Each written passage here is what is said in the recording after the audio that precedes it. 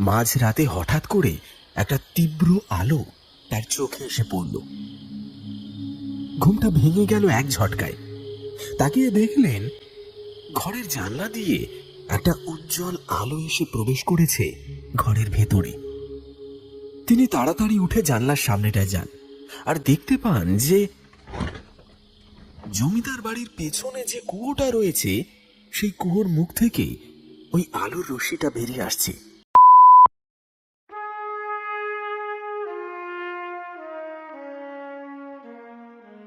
গ্রামটার নাম তেপাখি। সবুজের ছায়ায় ঢাকা ছোট্ট গ্রামটির প্রাকৃতিক সৌন্দর্যের চোখ যেন একেবারে জুড়িয়ে যায়। তার শান্ত স্নিগ্ধ পরশে মনে যেন একটা অদ্ভুত প্রশান্তি অনুভূত হয়। খুব ছোট্ট হলেও গ্রামটা কিন্তু বেশ রহস্যময়। তার কারণ হলো গ্রামের জমিদার বাড়ি। জমিদারের পরিবারে এখন কেউই আর বেঁচে নেই। লোকমুখে শোনা যায় অনেক বছর আগে একদিন সকালবেলায় ওই বাড়ি থেকে জমিদারের পরিবারের কয়েকজন মৃতদেহ উদ্ধার করেছিল পুলিশ। জানা গিয়েছিল প্রচন্ড ভয়ে নাকি সকলের মৃত্যু হয়েছিল, আর বাকিদের কোনো খবর পাওয়া যায়নি। তারপর থেকে জমিদার বাড়িটা একরকম খালি পড়ে আছে। বর্তমানে এটা একটা দর্শনীয় স্থান। শহর থেকে অনেক মানুষ এখানে পিকনিক করতে আসে, যদিও তারা সন্ধ্যার আগেই ফিরে যায়, কারণ শোনা যায় এই বাড়িতে নাকি অশরীরী আত্মাদের বসবাস। দিনের বেলায় কিছু না হলেও সন্ধ্যার পর থেকেই নাকি তাদের উপদ্রব বেড়ে যায়। এই জমিদার বাড়ি থেকে কিছুটা দূরে রেল স্টেশন। তখনও কয়লার ট্রেন চলত। সুদীপ্ত রায় উত্তর কলকাতার আদি বাসিন্দা। গ্রামে তার কিছু পৈতৃক সম্পত্তি ছিল, সেগুলো কেয়ারটেকার দেখাশোনা করতেন। সুদীপ্তবাবু একদিন সেই গ্রামেই যাচ্ছিলেন এই বিষয় সম্পত্তির ব্যাপারেই কোনো কাজে। তার কাছে বেশ কিছু টাকা পয়সা ছিল। হঠাৎ ট্রেনে ডাকাত পড়ল। সেই সময় ট্রেনে ডাকাতির ঘটনা স্বাভাবিক ব্যাপার। নিজের প্রাণ বাঁচাতে সুদীপ্তবাবু চলন্ত ট্রেন থেকে লাফ দেন। একটি জঙ্গলের মধ্যে মুখ থুবড়ে পড়েন তিনি।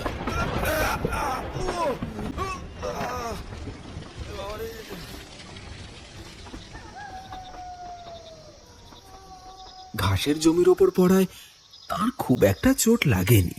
তিনি তাড়াতাড়ি উঠে ওই জঙ্গলের রাস্তা ধরে হাঁটতে লাগলেন। যদি কাছে পিঠে কোনো গ্রাম দেখতে পান তাহলে আজ রাত্রিটুকু সেখানেই কোনো রকমে কাটিয়ে দেবেন। জঙ্গল পেরিয়ে তিনি যখন রাস্তায় এসে পড়লেন তখনই তিনি সামনে দেখতে পেলেন সেই জমিদারের বাড়িটা। মনে মনে ভাবলেন যদি এই বাড়িতেই রাতটা কাটিয়ে দেওয়া যায় তাহলে মন্দ হয় না। এই ভেবে তিনি জমিদার বাড়িতে প্রবেশ করলেন। একটা প্রকাণ্ড অট্টালিকা। দোতলা বাড়িটার একতলার সবকটা ঘরই বন্ধ। নিশ্চয়ই দোতলায় কোনো না কোনো একটা ঘর খোলা থাকবে। এই ভেবে তিনি সিঁড়ি দিয়ে দোতলায় উঠে গেলেন, কিন্তু হতাশ হলেন। এখানেও সবকটা ঘরে তালা ঝুলছে। মুখ বেজার করে তিনি যখন একতলায় নামতে যাবেন ঠিক তখনই চোখে পড়ল দক্ষিণের বিশাল বারান্দার এক কোণে ছোট্ট একটা ঘর খোলা আছে। খুশি হয়ে তিনি সেই ঘরের দিকে এগিয়ে গেলেন। ঘরটা পুরো ফাঁকা, কোথাও কিচ্ছু নেই। সুদীপ্তবাবু ভাবলেন এই ঘরে আজ রাতটা যা হোক করে তিনি কাটিয়ে দেবেন। কিন্তু তার মনে একটা ভীতির সঞ্চার হলো। যদি এখানে চোর ডাকাতের আখড়া হয়, এরকম ফাঁকা বাড়ি তো তাদের পক্ষে উপযুক্ত। রাতে চোর এসে যদি তার সমস্ত টাকা পয়সা চুরি করে পালায়। পর মুহূর্তে তিনি ভাবলেন এরকম কিছু তো নাও হতে পারে, হয়তো এমনি ঘরটা খোলা আছে। সারাদিনের ধকলে তার শরীরটাও বেশ ক্লান্ত। যাকগে, অত ৭-৫ ভেবে আর লাভ নেই। তিনি তার ব্যাগ থেকে একটা চাদর বার করে সেটা পেতে ব্যাগটা মাথায় দিয়ে শুয়ে পড়লেন।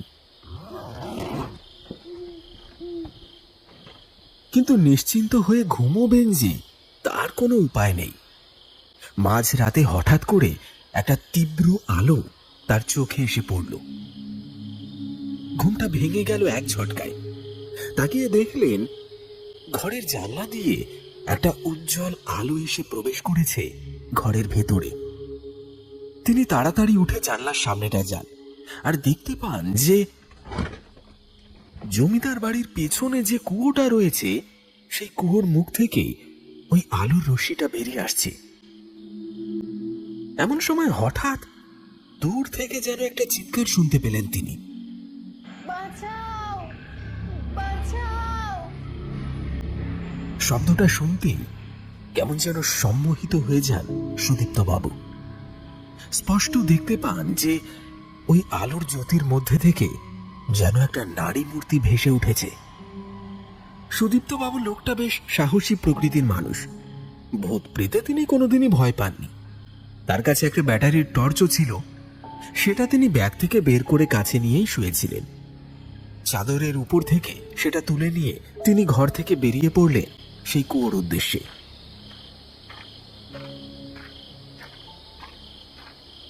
ঘর থেকে বেরিয়ে বাড়ির পেছন দিকটায় আসতেই তিনি দেখতে পান কুয়োর কাছেই এক কোণে রয়েছে একটা ছোট্ট ঘর, যেটা মূল জমিদার বাড়ি থেকে অনেকটাই দূরে।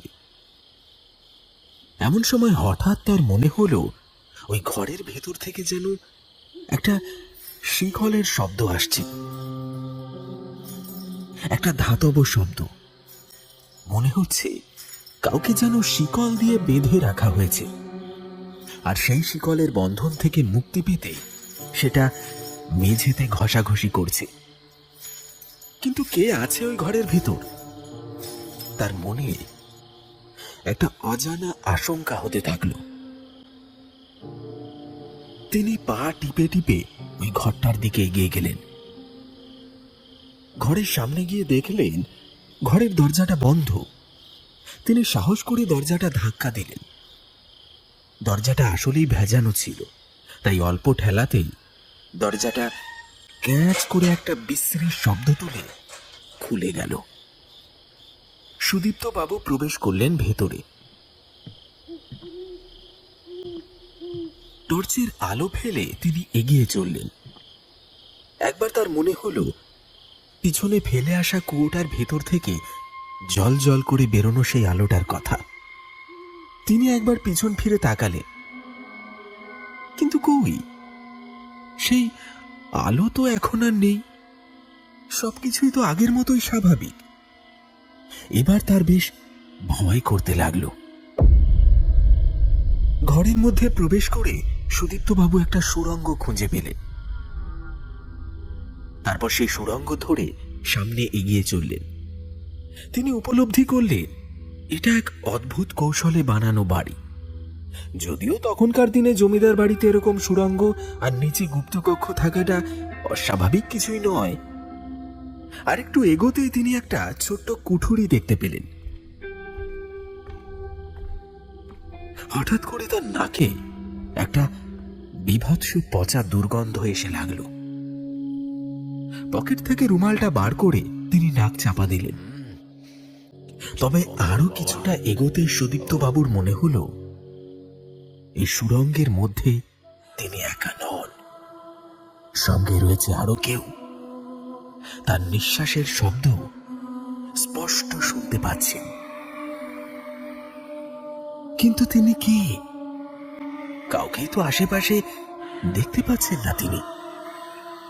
হঠাৎ কাঁধের উপর একটা হাতের স্পর্শ অনুভব করতেই তিনি চমকে পিছনে ঘুরে তাকালেন।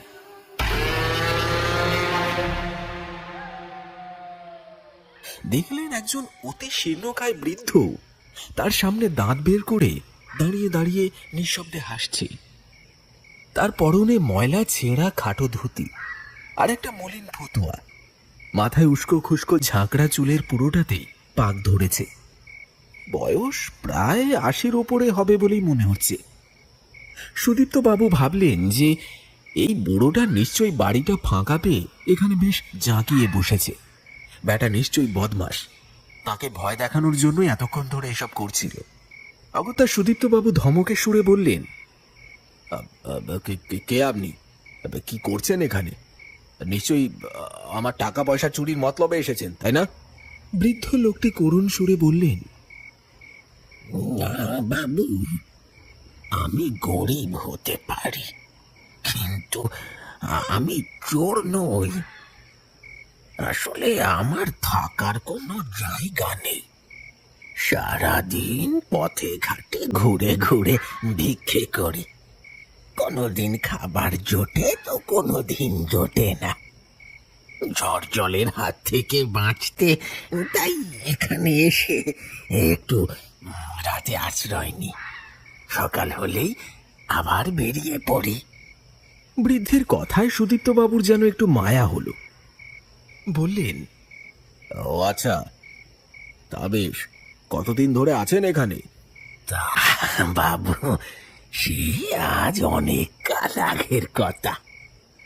তখন আমার এই বছর 15-16 বয়স হবে। বাপ মাও চলে গেলেন। তারপর সুদীপ্তবাবু দেখলেন বৃদ্ধের দুই চোখ জলে ভরে উঠেছে। তিনি এ বিষয়ে তাকে আর কোনো প্রশ্ন করলেন না। তিনি বৃদ্ধকে জিজ্ঞেস করলেন, আচ্ছা, একটু আগে ওই কুয়োর ভেতর থেকে একটা আলো দেখা যাচ্ছিল, এ বিষয়ে আপনি কি কিছু বলতে পারেন আমাকে? বৃদ্ধ যেন অবাক হয়ে বললেন, কই না তো বাবু, আমি তো কিছু দেখিনি। ও আচ্ছা, আপনি তাহলে কিছু দেখেননি? কিন্তু কিন্তু কি বাবু? না না, কিছু না। বাবু, যদি কিছু মনে না করেন, আপনাকে একটা গল্প বলবো। আসলে কথা বলার লোক পাই না। অনেক দিন চুপচাপ বসে আছে। গল্প? এত রাতে গল্প? কি আর করবো, ঘুম আসছে না। বলুন শুনি আপনার গল্প। বৃদ্ধ বলা শুরু করলেন, আজ যে জমিদার বাড়িটাকে আপনারা এমন ভগ্ন প্রায় দেখছেন, আজ থেকে অনেক বছর আগে, তাও ধরুন 70 বছর তো হবে, এই জমিদার বাড়ি মানুষের কোলাহলে গম গম করত। জমিদার বাবু ভারী ভালো মানুষ ছিলেন। প্রজাদের সুখে দুঃখে সব সময় পাশে থাকতেন। খাজনা দিতে না পারলেও কখনো জোর জবরদস্তি করতেন না। প্রজারাও তাকে সম্মান করত। কিন্তু তার ছেলেটা ছিল ভীষণ বাজি। সুন্দরী মেয়েদের দেখলে সে একদম শকুনের মতো যেন হামলে পড়ত। প্রজারা জমিদারের কাছে অনেকবার নালিশও করেছিল, কিন্তু কোনো লাভ হয়নি। জমিদার বাবু তাকে বকাঝকা করেছিলেন কয়েকবার। আর তারপরে তার প্রতিশোধ নিতে প্রজাদের উপর সেই ছেলে অত্যাচার করত আর হুমকি দিত, যদি এ কথা জমিদার বাবুর কানে যায় তাহলে তাদের বাড়ির মেয়েকে সে তুলে নিয়ে যাবে। তাই ভয়ে কেউ জমিদারের কাছে আর পরবর্তীকালে নালিশ করত না। এই গ্রামেরই এক গরিব চাষির মেয়ে ছিল নির্ঝরা। বয়স তার ওই বছর 14 হবে। অপূর্ব সুন্দরী ছিল সে। বয়সে ছোট হলেও তার শারীরিক গঠন ছিল যুবতীর মতো। এই গ্রামেরই এক রাখাল ছেলেকে সে ভালোবাসত। ছেলেটারও তখন এই ধরেন 15-16 বছর বয়স হবে। একদিন জমিদারের সেই কুপুত্রের নজর পড়ল নির্ঝরার উপর। সে তার লালসা চরিতার্থের জন্য মেয়েটিকে কুপ্রস্তাব দেয়, কিন্তু মেয়েটি তাতে রাজি হয় না কিছুতেই। একদিন সন্ধেবেলায় মেয়েটি তাদের বাড়ির পাশেই বাল্য সখীর বাড়ি থেকে নিজের বাড়িতে ফিরছিল। আর ঠিক সেই সময় জমিদারের ছেলে লোক পাঠিয়ে মেয়েটিকে তুলে নিয়ে যায়। এই বাড়িরই একটা গুপ্ত কক্ষে তাকে আটকে রাখি।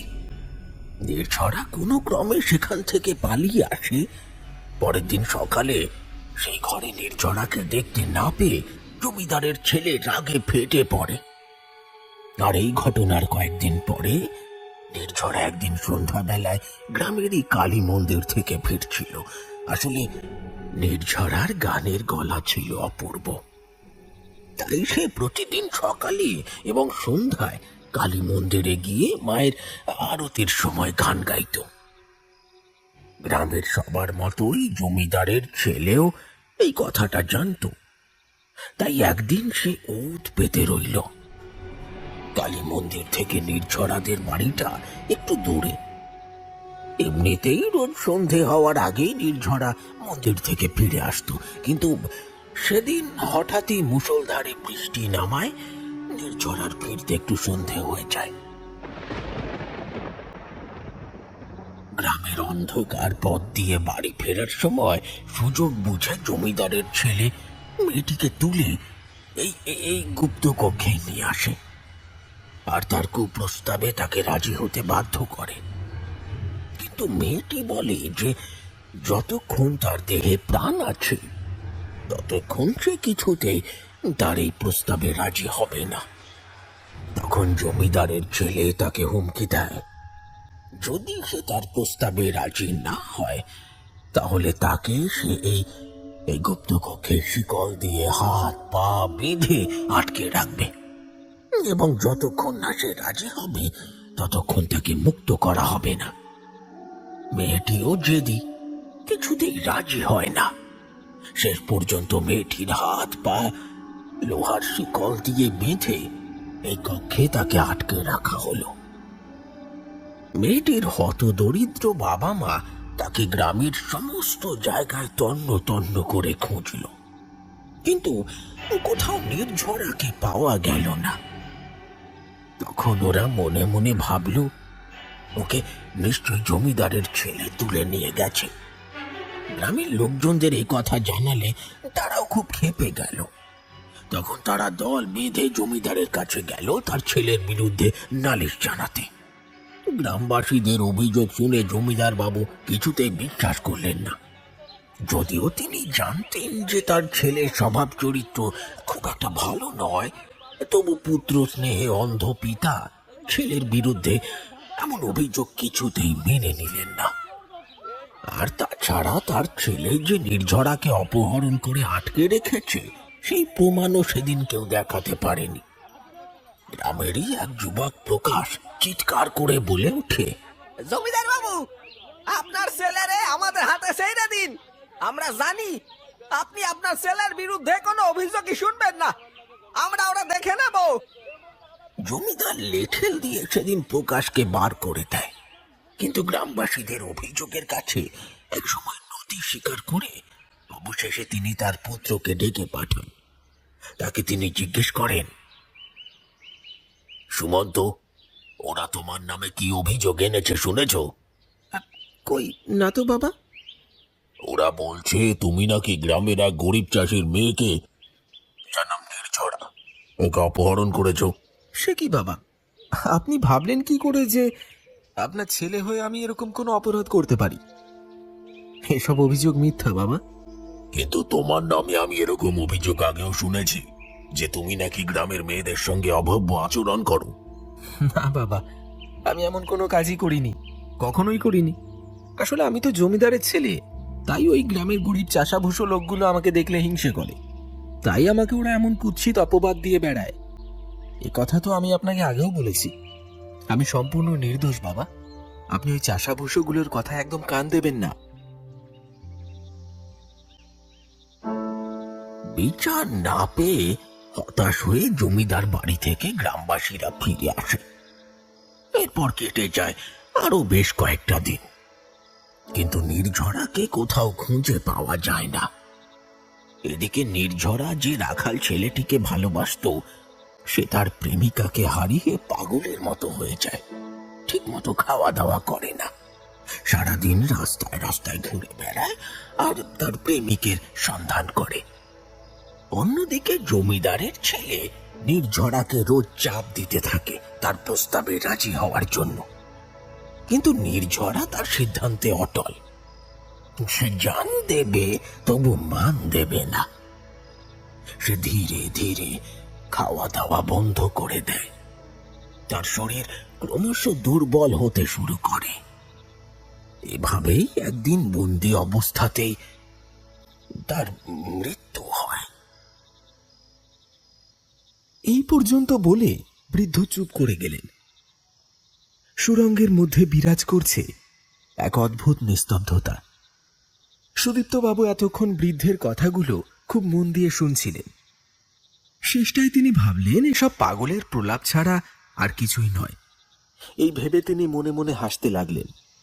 তার মনোভাব বুঝতে পেরেই হয়তো বৃদ্ধ ভদ্রলোক বললেন, কি মশাই, আমার কথাগুলো আপনার বিশ্বাস হচ্ছে না, তাই তো? সুদীপ্তবাবু বললেন, আরে বাবা, আপনার এই পাগলের প্রলাপ কোনো ভদ্রলোকেই বিশ্বাস করবে না। বেকার বেকার আমার আজকে রাতের ঘুমটা নষ্ট করলেন একেবারে। ধুর, যত সব পাগল ছাগলের পাল্লায় পড়েছি। আরে কোথা থেকে যে এরা আসে কে জানে।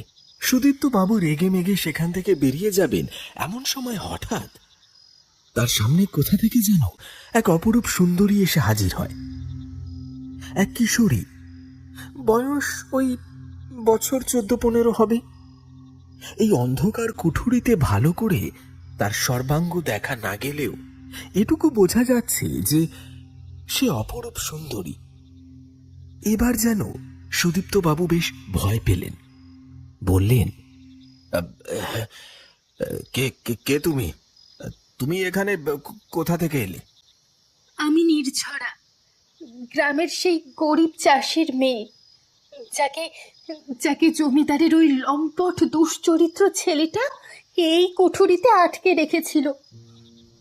ওর দেওয়া কুপ্রস্তাবে রাজি হয়নি বলে কি নৃশংস অত্যাচার করতো ও আমার ওপর নজর রাখার জন্য জমিদারের ছেলের এক বিশ্বস্ত চাকর ছিল।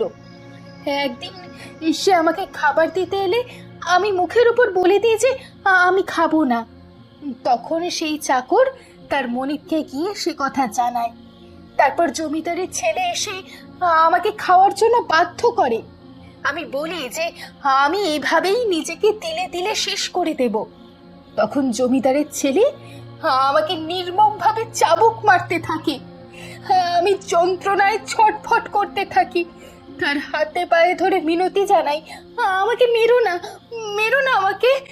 কিন্তু কিন্তু আমার সেই কাতর মিনতি তার মনে এতটুকু দয়ার সঞ্চার করতে পারেনি, বরং তার চাবুকের ঘায়ের জোর বেড়ে গেছে।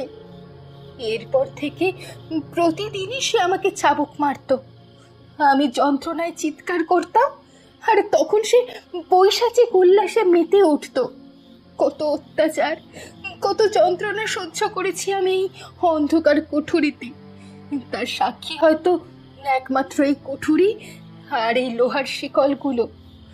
একদিকে যেমন আমি এখানে লোহার শিকলে বন্দি থেকে এই রক্ত পিপাসু জানোয়ারটার অত্যাচার সহ্য করেছি, অন্যদিকে আমার অসহায় বাবা মা আমাকে খুঁজে না পেয়ে কেঁদে কেঁদে চোখ ভুলিয়েছে।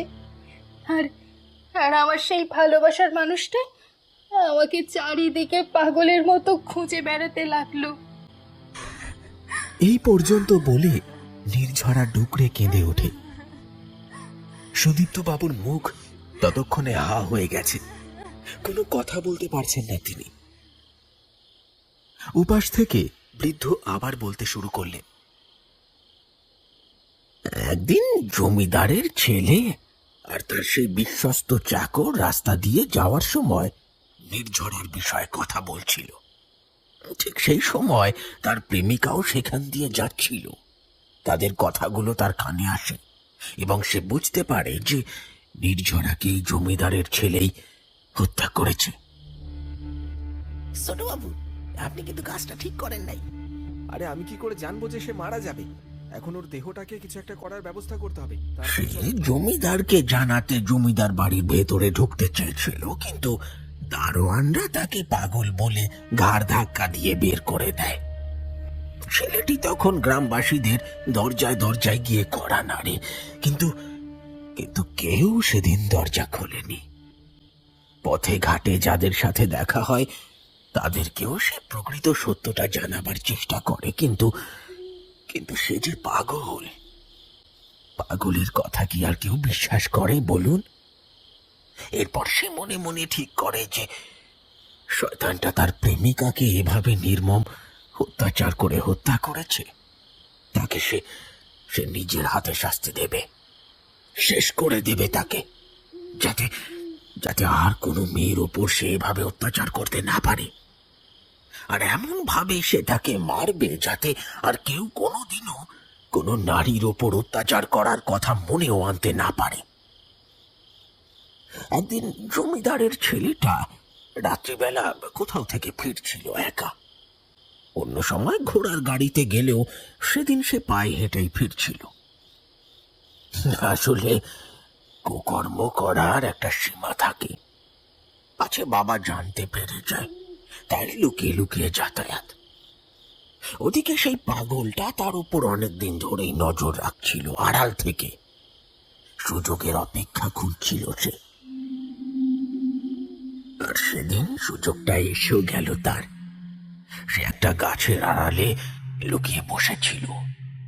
জমিদারের ছেলেটা যখন তার সামনে দিয়ে যাচ্ছিল, ঠিক তখনই হাতের সামনে পড়ে থাকা একটা লম্বা মোটা গাছের ডাল দিয়ে পেছন থেকে তার মাথায় মারল এক বাড়ি। ছেলেটা অজ্ঞান হয়ে মাটিতে পড়ে যায়।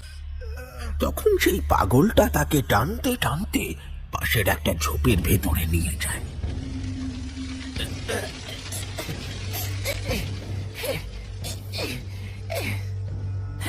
তারপর তার ধুতির কোঁচা থেকে একটা খুর বের করে সজোরে চালিয়ে দেয় ছেলেটির গলায়।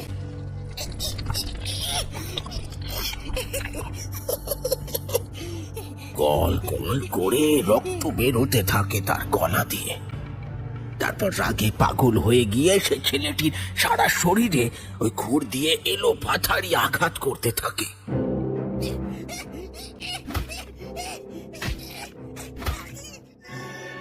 কিন্তু তাতেও তার রাগ কমে না। মৃত্যু নিশ্চিত করতে সে ছেলেটির মাথায় সেই গাছের ডালটা দিয়ে বারবার আঘাত করতে থাকে। মৃত্যু নিশ্চিত জেনে সে সেখান থেকে পালিয়ে যায়। পরের দিন সকালে গ্রামবাসীরা জমিদারের ছেলের রক্তাক্ত মৃতদেহ খুঁজে পায় সেই ঝোপের ভিতর থেকে। তারাই গিয়ে জমিদার বাড়িতে খবর দেয়। নিজের একমাত্র সন্তানকে হারিয়ে জমিদার বাবু প্রচন্ড ভেঙে পড়েন, আর তার স্ত্রী অসুস্থ হয়ে শয্যাশায়ী হন। বেশ হয়েছিল, ওই জানোয়ারটার তো এমনই শাস্তি হওয়া উচিত ছিল। রাগ আর যন্ত্রণা ভরা কণ্ঠে নির্ঝরা কথাটা বলে উঠল। সে আরো বলল, আমিও কিন্তু ওই জমিদার বাড়ির কাউকে ছাড়িনি, কারণ জমিদারের ছেলের সাথে তার বাবাও সমানভাবে দোষী ছিল।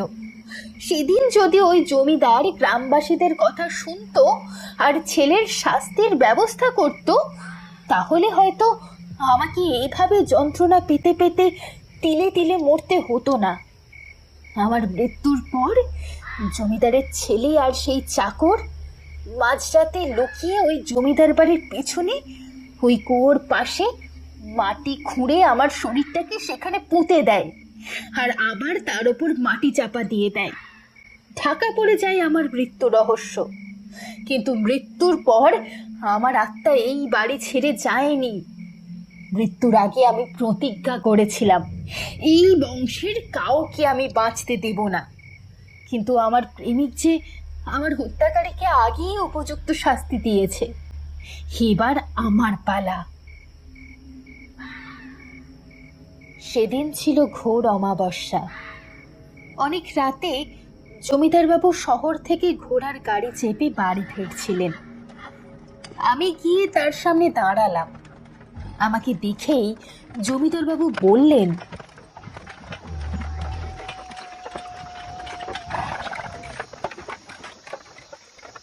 নির্ঝরা, তুই কোথায় ছিলি এতদিন? তোর বাবা মা তোকে এখনো খুঁজে যাচ্ছে। যা শিগগিরই বাড়ি যা। তোর জন্য আমার ছেলের বিরুদ্ধে সবাই মিথ্যে অভিযোগ করছিল। সে নাকি তোকে অপহরণ করে আটকে রেখেছে, আর তুই মিথ্যে? কোনটা মিথ্যে? বিরুদ্ধে আপনার ওই দুশ্চরিত্র লম্পট ছেলেটা আমাকে তুলে নিয়ে গিয়ে আপনাদের বাড়ির পেছনে গোপন কুঠুরিতে শিকল দিয়ে বেঁধে রেখে আমার উপর নৃশংস অত্যাচার করেছে সেটা, নাকি আমার মৃত্যুটা? তোর মৃত্যু মানে?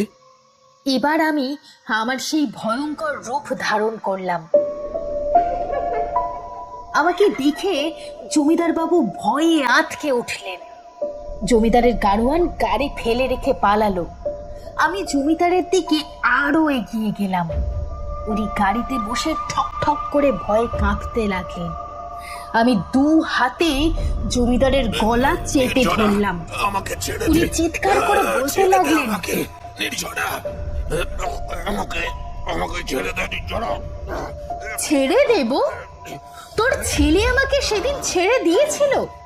সে যখন তার চাবুকের আঘাতে আঘাতে আমাকে ক্ষতবিক্ষত করেছিল, আমি তার পায়ে ধরে কত মিনতি করেছিলাম, কিন্তু না, সে আমাকে ছেড়ে দেয়নি, বরং আমার যন্ত্রণা দেখে সে উল্লাস করেছে। আর আমার মৃত্যুর জন্য তোর ছেলে যতটা দায়ী, তুইও ঠিক ততটাই। সেদিন যদি তুই গ্রামবাসীদের কথা শুনে তোর ছেলেকে শাস্তি দিতিস, তাহলে হয়তো আমাকে এভাবে মরতে হতো না।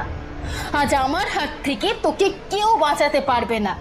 মরতেই হবে তোকে, মরতেই হবে।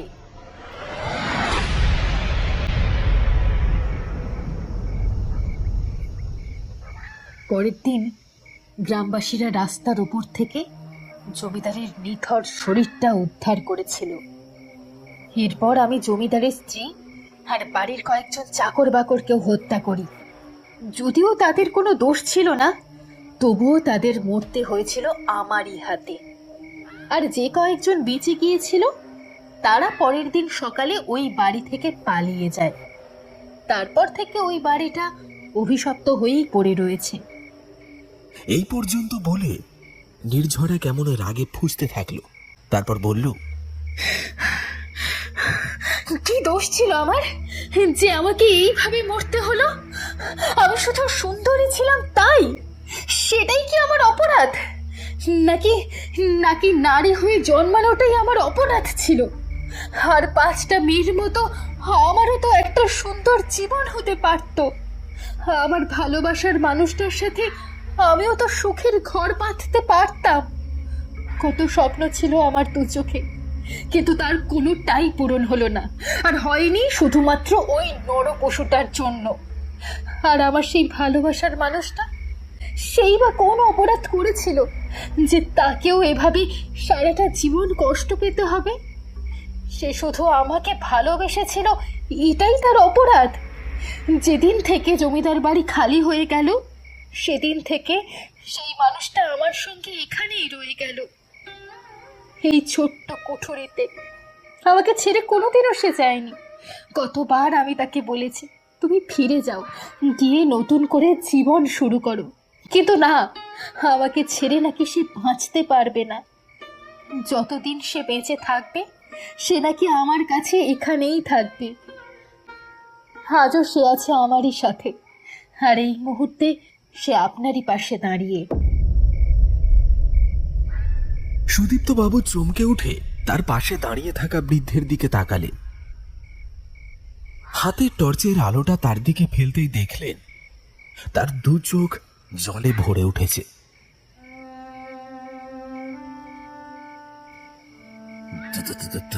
তার মানে উনি সেই... এবার বৃদ্ধ বললেন,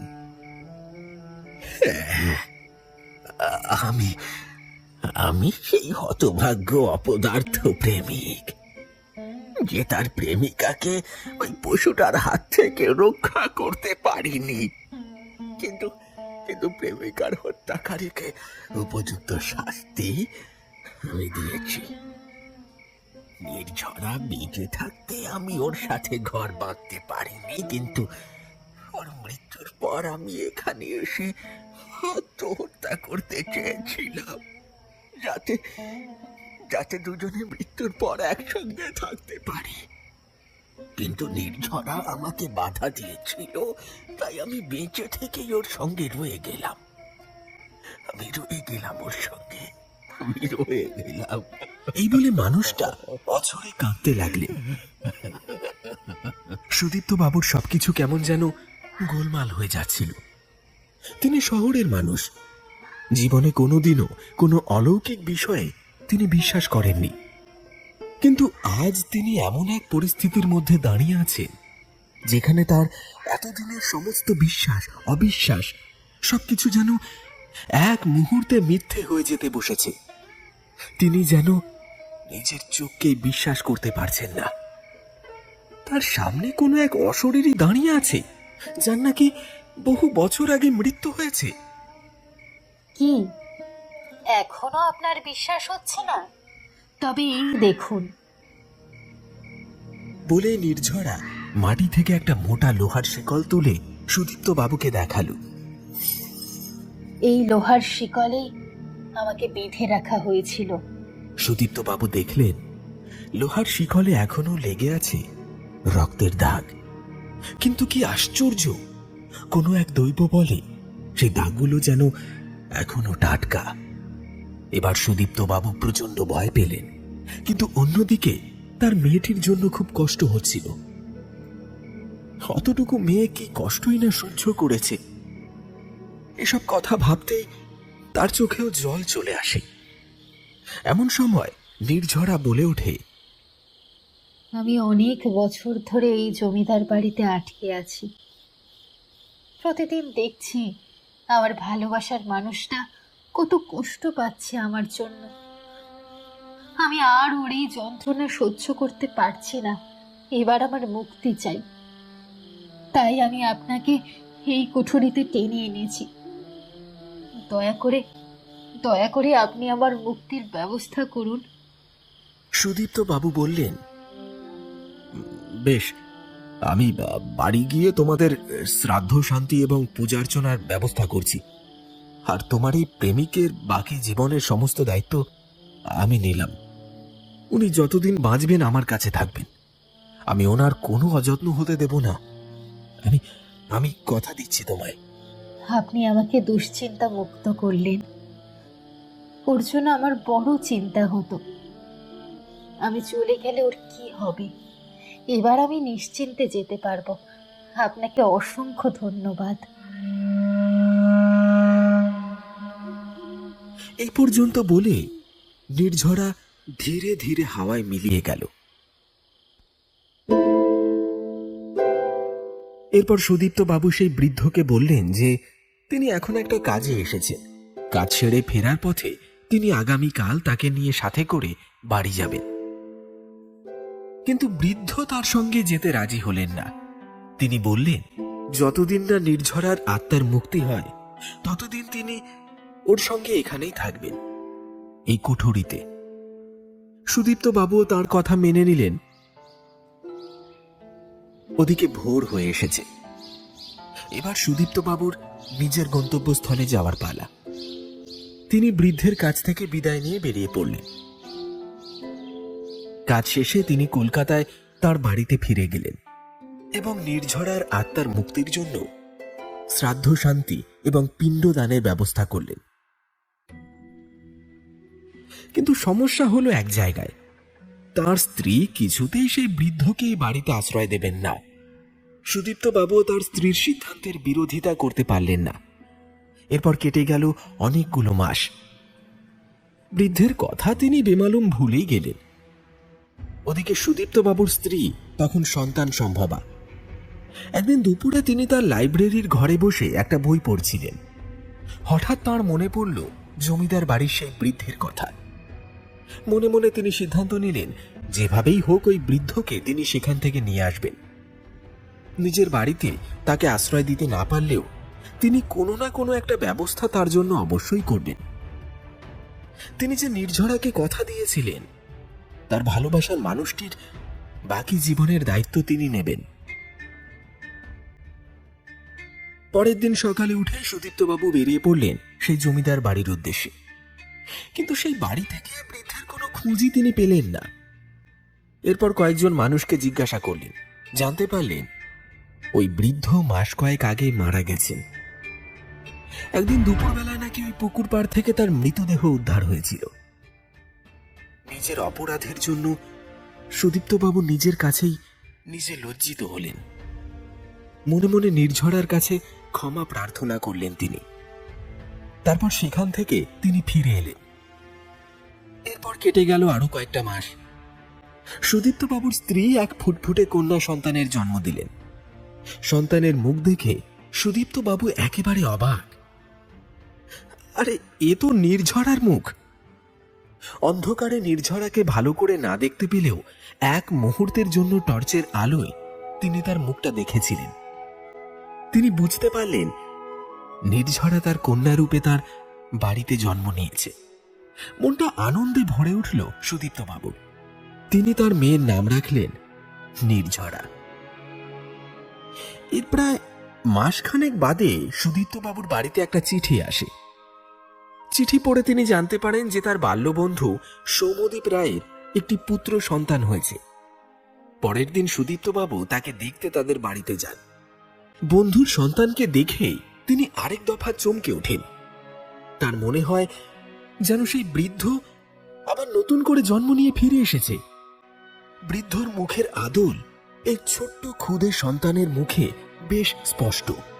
সুদীপ্তবাবু তার বন্ধুকে বলেই দিলেন তার ছেলের নাম যেন সুকুমার রাখা হয়, কারণ নির্ঝরার প্রেতাত্মার কাছেই তিনি জানতে পেরেছিলেন যে তার প্রেমিক অর্থাৎ সেই বৃদ্ধের নাম ছিল সুকুমার। তিনি সমস্ত কথা তার বন্ধু সৌম্যবাবুকে বলেছিলেন এবং দুই বন্ধু মিলে স্থির করেন যে ভবিষ্যতে তাদের ছেলে মেয়েদের বিবাহ দেবেন। যদিও সুদীপ্তবাবুর মেয়ে সৌম্যবাবুর ছেলের থেকে দিন কয়েকের বড়, তবু ভালোবাসা যে বয়স মানে না। কোনো কিছু দিয়েই ভালোবাসাকে আটকে রাখা যায় না। প্রকৃত ভালোবাসার কাছে সকল বাধাই যে হার মেনে যায়। আর তাই তো নির্ঝরা এবং সুকুমার আবার জন্ম নিয়ে ফিরে এসেছে এই পৃথিবীর বুকে, তাদের পূর্বজন্মের অসম্পূর্ণ ভালোবাসাকে আরেকবার সম্পূর্ণ করতে। এই জন্মে তাদের মিলন যে অবশ্যম্ভাবী, তাকে আটকায় কে?